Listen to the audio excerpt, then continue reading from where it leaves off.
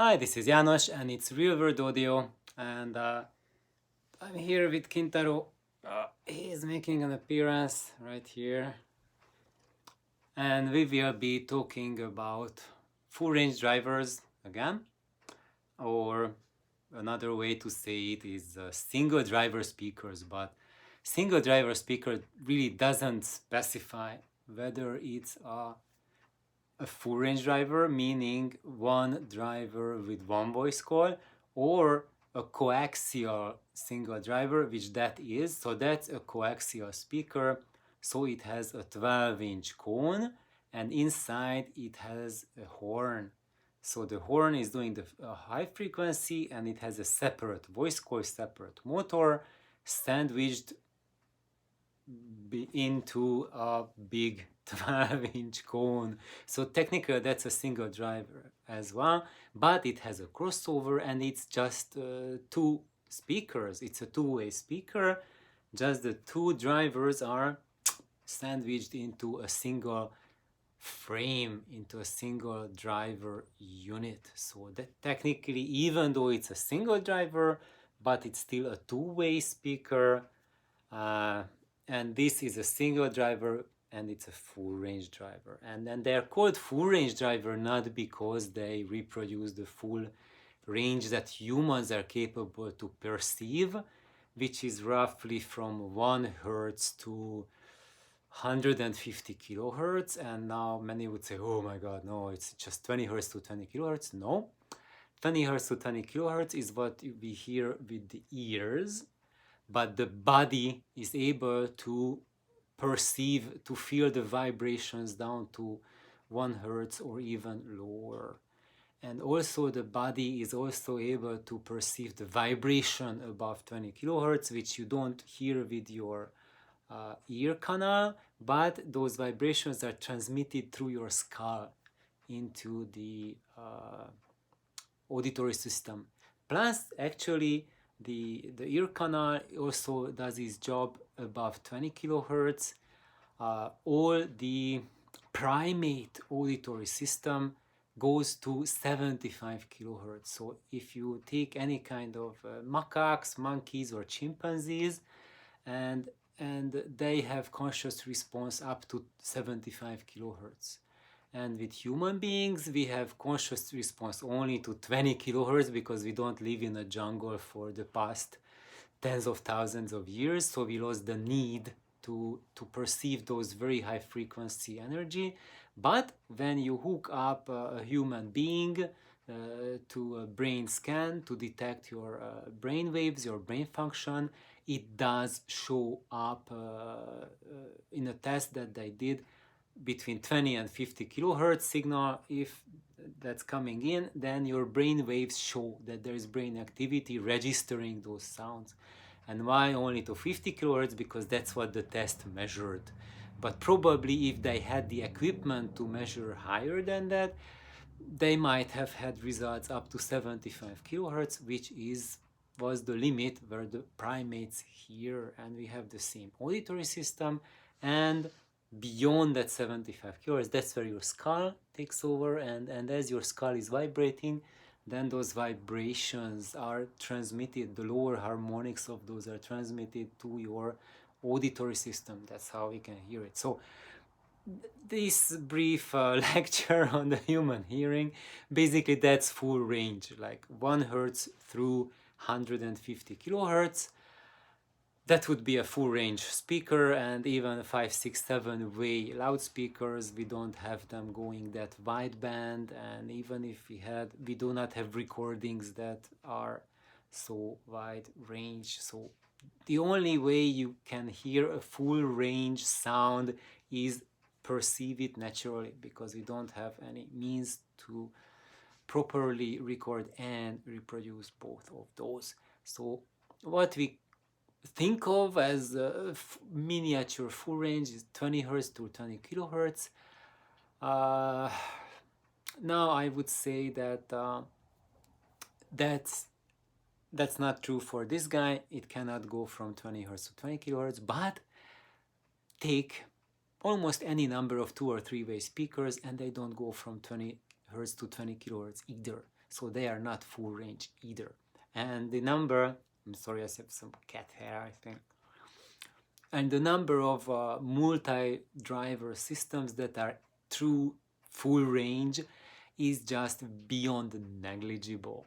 So I think it's really, we can really stop this BS baby game of saying, well, these speakers are not full range because they are not 20-20. Guys, your big towers are not 20-20 either. Just there's a very tiny fraction of them that can do that. And just from a few examples, we are calling all of them full range. And the other way, these single drivers, we are bashing them because there are some single drivers that are really, really poor at frequency extremes. And that's why you interpolate that the whole genre is junk. I think both of these, there's some major disconnect there. And you have to think about the merits of each of the units by itself and do not judge by the genre. Because if you get, like, let's say, like a 2 or 3 way loudspeaker, anything from Klipsch to Wilson audio, it's not going to be a true full 20-20, only in a few cases, very few cases. And so, wow, what did I want to say with that? Not much, just that don't be too judgmental about these things, and these numbers really don't mean too much. Because it's not just the ability to reproduce a frequency that you can measure, like 20 hertz coming out from the woofer present in the house, in the room.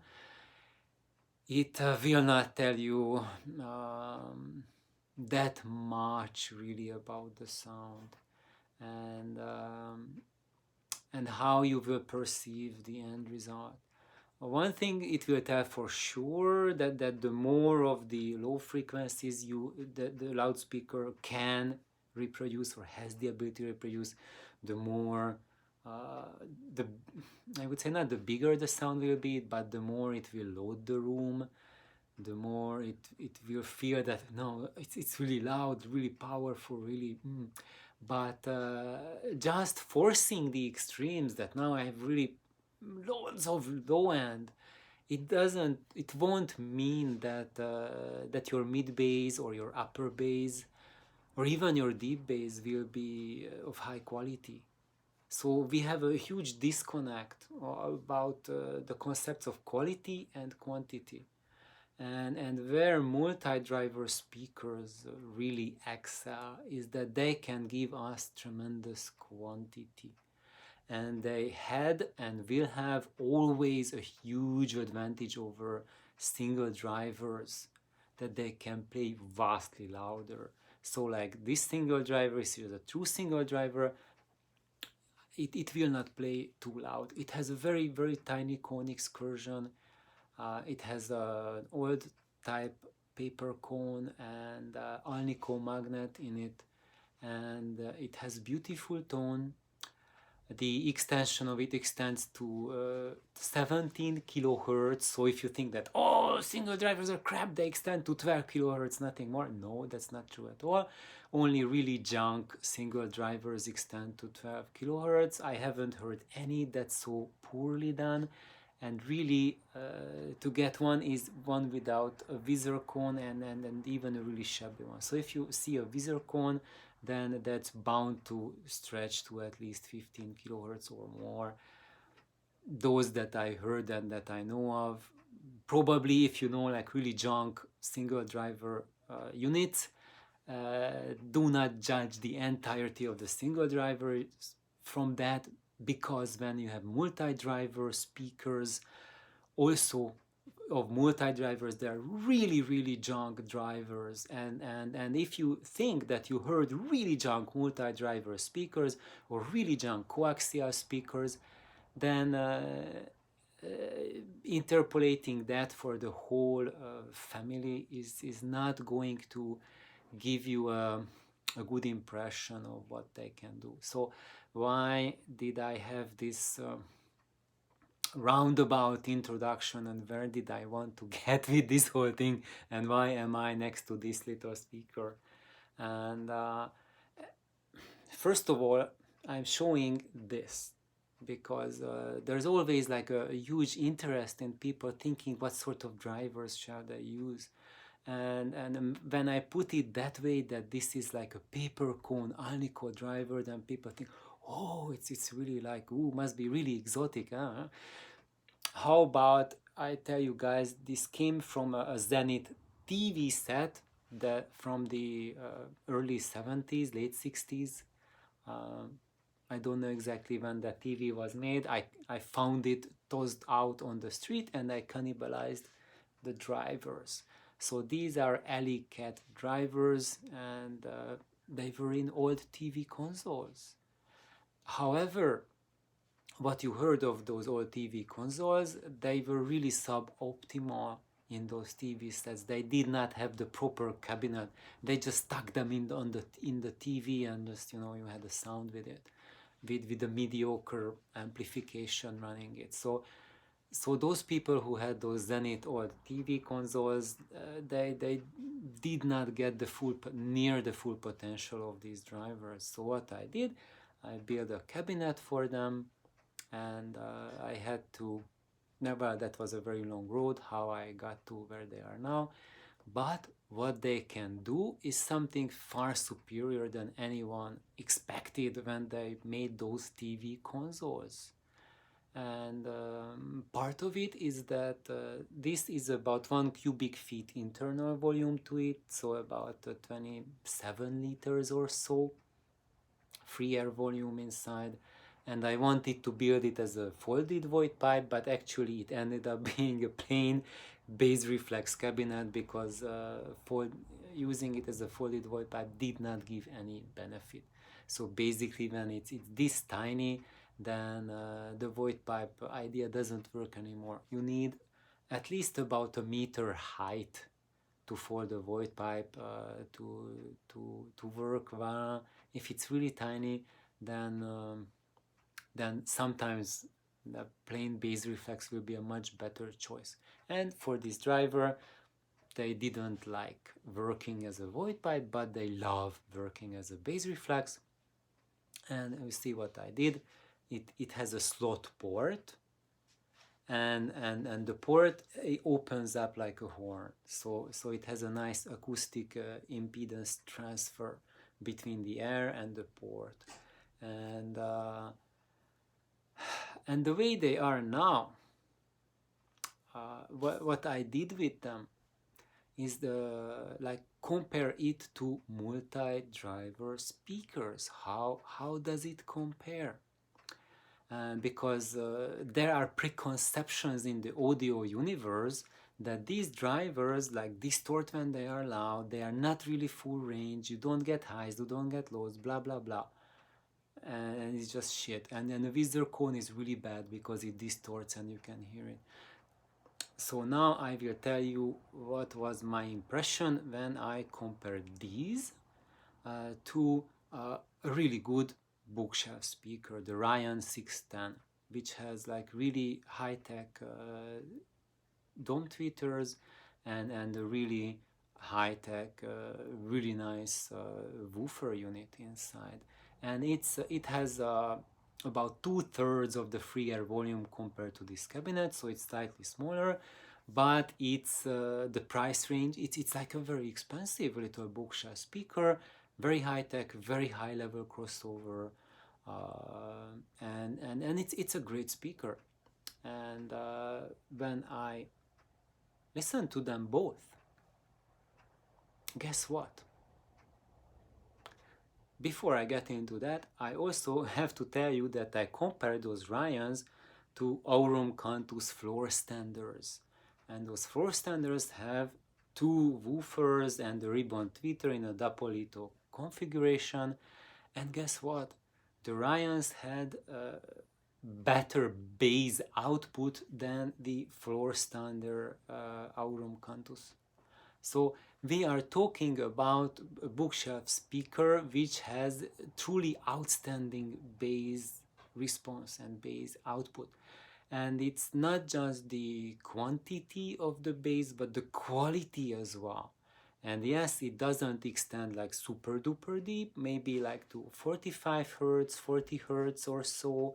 I would say like you can hear it specified that spec that 45 hertz for the roll off frequency, which means that in the room I'm getting about 40 hertz for the bottom for the experience.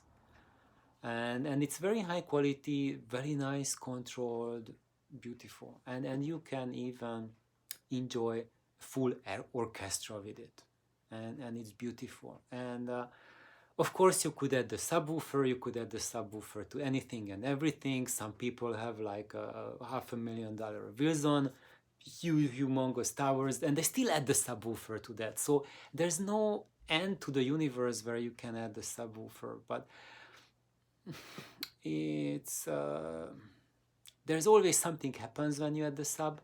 And I'm showing this because there's two kind of people that I noticed that I have met.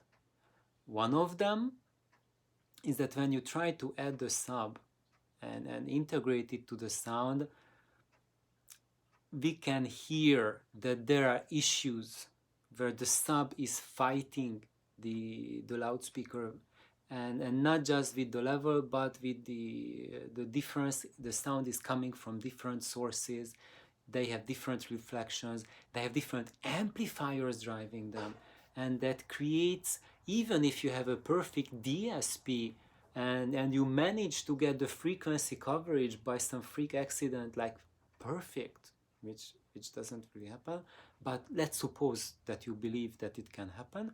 Even in that case, because the sub is driven by a different amp than your main amp, and it's also giving different signals because the DSP is cutting away the frequencies, and there's no way you can really separate like frequencies, let's say from 20 hertz to 45 hertz and then 45 hertz up. You cannot just cut them like that. Music is a constant stream, and if you tease it out, you really change a lot of things in it. You change, you add Doppler effect, because now the frequencies are not riding together. The Doppler coming from two separate drivers is very different when they are riding together. So there's a lot of interactions, a lot of the acoustic physics that's going to change when you add a sub. And there's some people who don't hear it at all.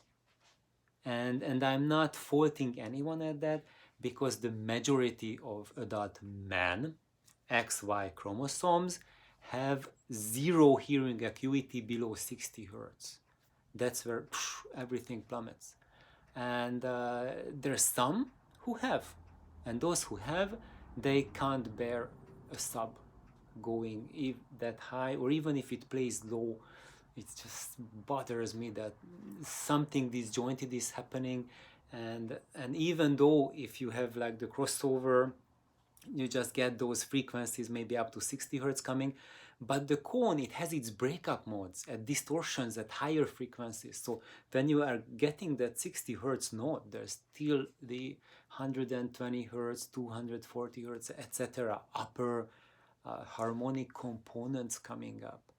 And maybe when you just listen to a test tone, then your woofer is doing a great job and you can measure, wow, nice, 120 hertz. But when you want a complex signal come out of it, then you are going to get those upper harmonics creeping up. And even if you have just a tiny bit, the ear is an extremely sensitive organic computer that can tease it out. And then you would say that maybe like 3 listeners out of 5 who are listening now, that I can't hear any of that, this is bullshit. And it's not bullshit, because it's an organic computer, but it can only do its job if you trained it how to hear those differences. And if you have a trained computer, then it's really hard to untrain it. So I think all of you have heard that when you listen to something, and you once you are able to hear how a specific equipment distortion sounds, you can't unhear it. And when you listen to a new system, right away, that's the first thing that your ear registers. Oh, there's this distortion coming up. And then people can bring you textbooks that, oh, this cannot happen or whatever. Like, no, we have now theories proving that this is perfect and blah, blah, blah. Someone said in the marketing speech or wrote it down on chapter 5. But they just spoke from their own experiences, and what they wrote down in chapter 5 only applies to this and that circumstances. And when people try to read more into it, it's usually not a good idea. So just trying to wrap up my thoughts, which diverge really far out, is that basically I wanted just to convey an impression that those Ryan 610s have just an astonishing quality base for such tiny speakers, and they managed to really put to shame the floor standard Aurum Cantus, which has quite a bit more capacity on paper to reproduce bass, but in real life, we listened to it with my buddy Irvin here in this room, and he was just amazed that this tiny little bookshelf just absolutely totally demolished the big floor standard in bass response. And then I had the Ryan, and this little guy, this single driver, tested it against that, and I was listening to Uno Clami's symphonic works, the Karelian Rhapsody, and guys, this did a number on the Ryan in the bass response. So it went quite a bit deeper. The Timpani, which is just there in the Ryan, and you can hear that there's the energy coming. It's clear and everything, but it feels really small, really tiny, because it cannot reproduce the fundamental frequency of that big drum beat. And guess what? This single driver that's supposed to be weaker than a two-way speaker, it ate the Ryan with the deep bass response. You could hear the fundamental of the timpani coming through. So this little guy, even though it's a single driver, it does go down clearly to 30 hertz, 30 hertz. And then I compared it against to the Mirage 760, which has 3 times the volume of this unit and has 2 dedicated 8-inch woofers plus a dome tweeter, and it was not in stock condition. It was my really heavily modified crossover version, and that one actually had even bigger bass, so the timpani was even bigger. They're more dynamic, more dramatic, but it took a speaker that has 3 times the cabinet volume to better it, and it has 3 times 3 voice coils in it, 3 drivers instead of just 1. So I'm not saying that any technology is good or bad, but it's all about the implementation, and it's totally ridiculous to trash single drivers that they don't have bass, as clearly if you have a loudspeaker that can reproduce a timpani fundamental so clearly, you that is just a beautiful timpani with the energy. You feel the air around it, and it's just gorgeous. And if you are into that, you want to hear that, then a good implementation of a single driver speaker will get you there. And I'm not saying that you need to seek out extremely expensive drivers. For example, in this case, this is just a toss-out driver. It cost me $0. And the only thing I needed to do for that was to keep my eyes open. And just when I saw that tossed-out TV console on the street, I just, got a screwdriver from the car and then got them out. and you just have to be aware. Maybe you can find it on Craigslist, or someone come on eBay or whatever, few dollars, and or if you find it like someone selling this for maybe a $200 because they saw my video and oh okay, now I can sell it for then look for something else. Keep your eyes open and just try out things. When I tried them out, I had no idea how it will turn out. I'm not here to give you like fortune telling advice. I'm here to give you ideas what you can try out yourself. It's just toying with things, figuring things out can take you so much further than you ever give credit to yourself. And yeah, so I think that's something amazing. Also, I have to add to the test that the Ryans really extended noticeably higher. So when you have like a bookshelf speaker, a modern speaker, maybe ribbon tweeters, you do notice that this exact single driver, it extends only to 17 kilohertz, and those extend to 20 plus kilohertz, and you can hear it that there's more air, more nuances, like fine nuances in that high energy of the space in there than here. But when I'm listening to this, I don't miss it. And they have the capacity to reproduce natural sound. And it's not just like small scale, like I'm listening to only like a flute concerto with a cello right there. But as I said, like an Uno Clami, Karelian Rhapsody, and that's like a monumental scale. Of course, I'm not listening to it at the same volume where that concert was played, only a fraction of the volume. But here is the thing that the single driver can do that multi-drivers can not do, is that I am listening to the Karelian Rhapsody at lowered, seriously lowered volumes, and I still get the energy, I still have the adrenaline rush, I still have the experience that I'm listening to a large full-scale symphony orchestra, and I don't have to blow my eardrums. Nothing needs to bleed at the end.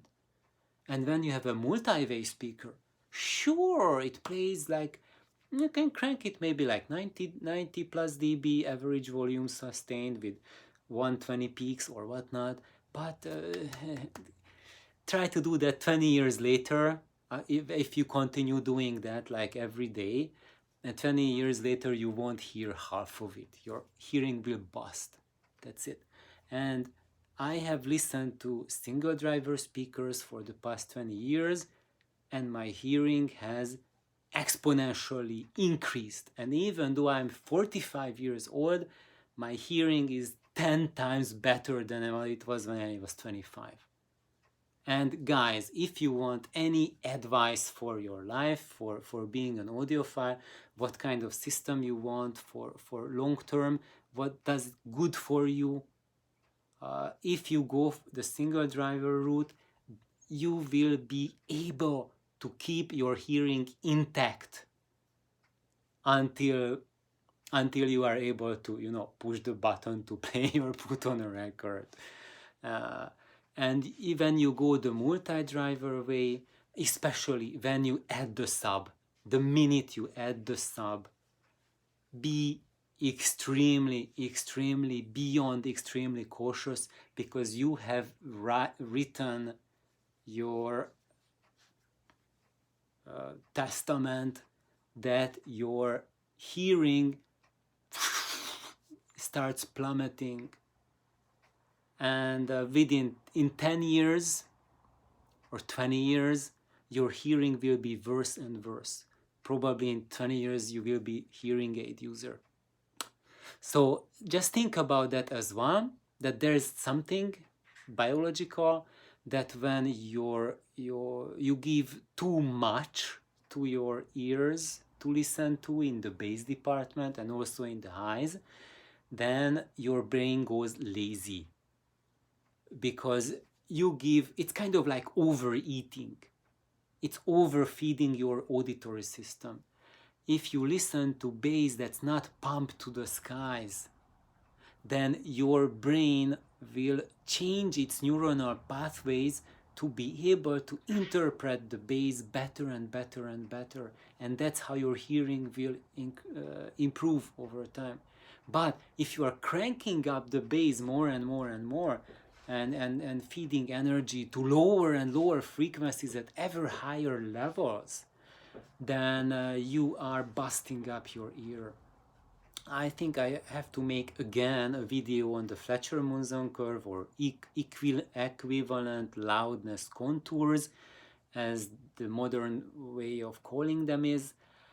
And there's something really critical about those loudness contours and about bass. And Optimize also mentioned that speakers output, when we measure them, like minus 3 dB, minus 6 dB point in the bass, that's kind of meaningless, because as even though the bass response drops off, the hearer's ability to hear bass, it goes way exponentially higher than that. So you would need, let's say at this low level, like plus 40, plus 60 dB of low frequency energy just to hear it. So for example, here at this level where I'm speaking, I would need plus 60 to plus 70 dB of 20 Hertz energy to make it barely audible. And it would be even not as loud as my speaking voice. If you want to make it as loud as my speaking voice, I would need to add about 100 dB to 20 Hertz. So now you can imagine that we are talking about an extreme contour that we are adding. But should I add that to the music? Should I reproduce music like that I'm adding plus 100 dB 20 Hertz when I'm listening quietly? You must not. You have to refrain from doing that. You just listen to whatever your speakers give to you. Do not pump it higher. You will kill your hearing, you will kill your ears. And I've seen this happen to so many of my buddies. I don't want happening it to you. And of course, you will love it, you will like it, because you will have that energy even when you are listening quietly, but try not to do it. We listen quietly because the ears need recovery time. So now I need recovery time too. So have an awesome day. Please like, subscribe, and just recover after this extremely long video. Bye bye.